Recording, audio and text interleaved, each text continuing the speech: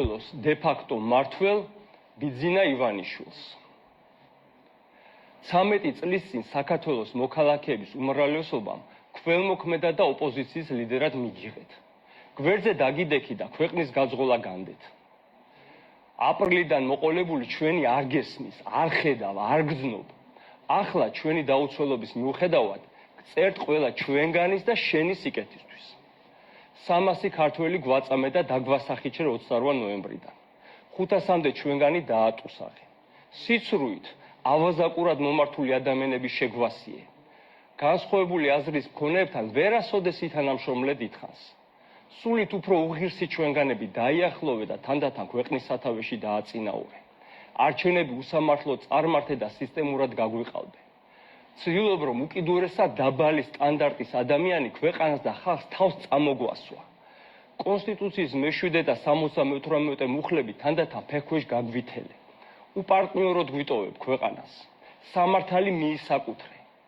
დეზინფორმაციით გვაპირისპირებ ერთმანეთთან ინდივიდუალისტი ერისშვილებს. სიხარბით გვყვნი.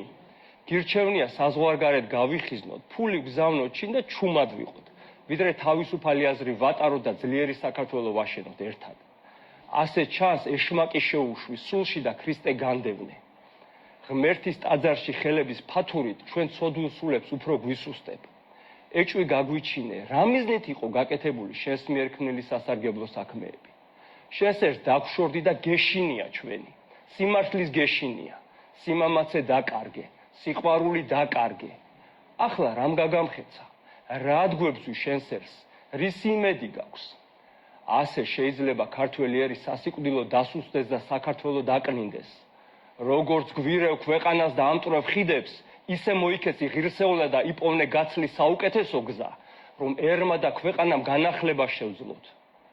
დიდ სულოვნებას მოუხმობთ, შურისძიებას არ მივმართავთ.